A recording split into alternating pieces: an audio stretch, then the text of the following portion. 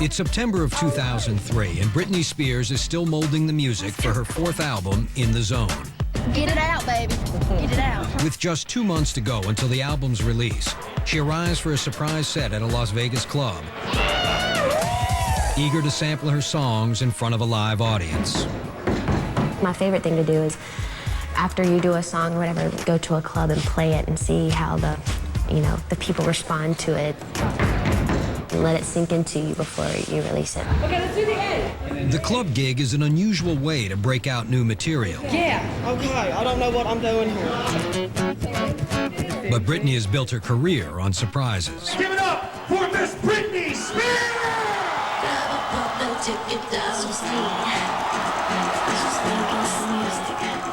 And by listening to her gut. Britney's got amazing instincts. At the end of the day, she just knows what's right and what's wrong for her.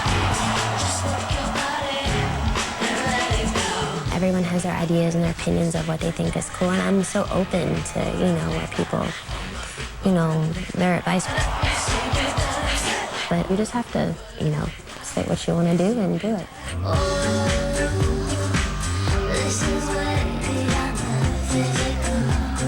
With 15 years of performing experience, Britney has the confidence of a showbiz veteran. But she says she's always known what she wanted and how to get it.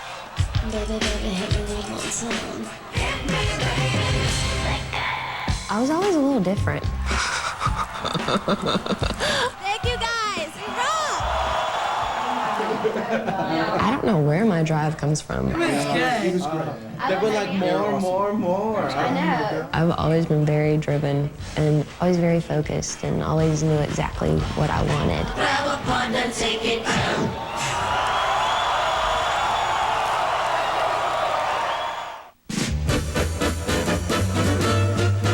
For Britney Spears, achieving her dreams of fame first seemed possible in 1991, when as a 10-year-old girl, she snared her first job with a minor part in an off-Broadway play. The role seemed like a dream opportunity for an aspiring child star. But after 6 months on stage, the reality of it was far from glamorous. We worked 6 days a week and we had Sundays off. And I remember I was gonna have to work on Christmas Day and I didn't want to do that. And so I said, you know what, Britney, do you want to go home? And she looked at me and says, you want to go home? I said, yeah, I do. And so that was it. Britney returned home and continued to perform at local fairs. Then in 1992, she got a shot on a show she hoped would launch her onto the national stage. Ed McMahon's Star Search. Love can build a bridge between your heart and mine. I was so excited to be on that show, and I remember my mom, my outfit wasn't very nice to wear at first, but when we got there, she ended up going to Bloomingdale's and getting me a cool dress. When we stand together, it's our finest hour. We can do anything, oh, anything. Keep believing in that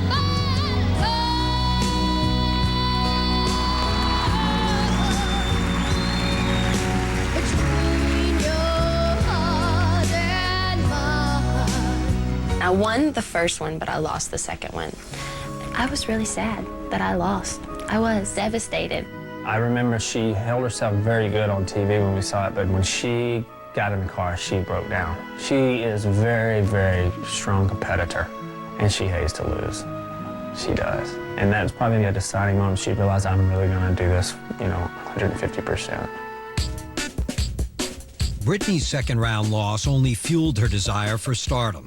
In the spring of '93, she headed to Orlando, Florida for a second audition with the Mickey Mouse Club. She soon found herself competing with a room full of future stars like Kerry Russell, Justin Timberlake, and Christina Aguilera. It was so nerve-wracking.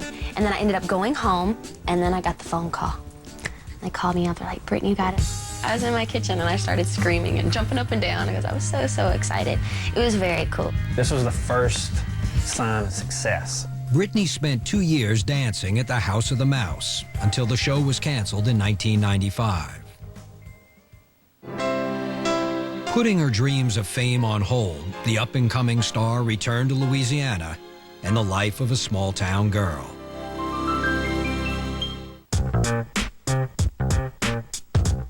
I was on the basketball team and I was a point guard. I could really dribble the ball really good, but the one thing I couldn't do, I couldn't make a layup for my life. I was so spastic, but it was fun. The break was a welcome one, but less than a year after returning to Kentwood, Britney was itching for the spotlight. I think she had experienced so much of the world that the small town was just not something she was used to. I think sometimes you know when you're supposed to do certain things, and I just remembered when I would get on stage, like that's when I felt alive, and I missed that, and I was ready to go again. I was like, I'm ready to perform and sing. In the spring of '96, Britney spurned an offer to join a new Orlando-based girl group called Innocence. Instead, the Spears asked attorney Larry Rudolph, a longtime family friend, to help her get a solo record deal. I told Lynn that I felt confident that I could get Britney a solo deal. It was a risk, there's no doubt about it.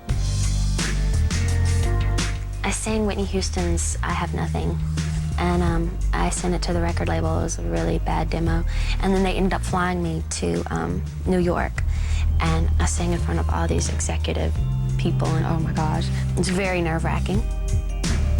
3 of the labels rejected Britney outright. Undeterred, she went to Jive Records for a 4th and final audition. She was wearing like a short black dress and high heels, and she looked absolutely stunning. We just couldn't believe that she was only 15. I mean, we were pretty shocked. There were streaks of real professionalism and star appeal embodied in someone at such a young age was pretty remarkable. Jive signed Britney to a development deal, but for almost a year she struggled to find her sound. Then in the fall of 1997, Jive executives got a sample cut written by Swedish songwriting sensation Max Martin. It was a tune called Baby One More Time. This was a case where the minute we got this record and we said, this sounds like an absolute bullseye for Britney, and it could be a huge worldwide hit for her. She heard it exactly the same way. And I saw her, and she looked over at me, and she said, that's it, that's my song. Britney flew to Sweden and recorded 5 songs in 5 days. With her debut album shaping up, she then returned to America and embarked on a mall tour, showcasing her first songs to young fans. I performed in pigtails, okay? Pigtails and plaid pants and a tie. And that was my performance outfit, and the stage was no bigger than this room right here. Nobody knew her and nobody bothered us, and then after that people slowly started catching on and wanted to follow her into the stores, and we just thought that was the neatest thing in the whole world. I thought I was just such a star. Like, you know, they would ask me for my autograph. I'm like, okay, I'll give you my autograph. Such a dork. Britney couldn't know it, but soon her fans would number in the millions.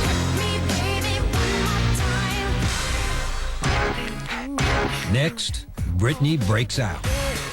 There's nothing like that feeling of hearing your song on the radio for the first time. Nothing. When Behind the Music continues. Want to go? So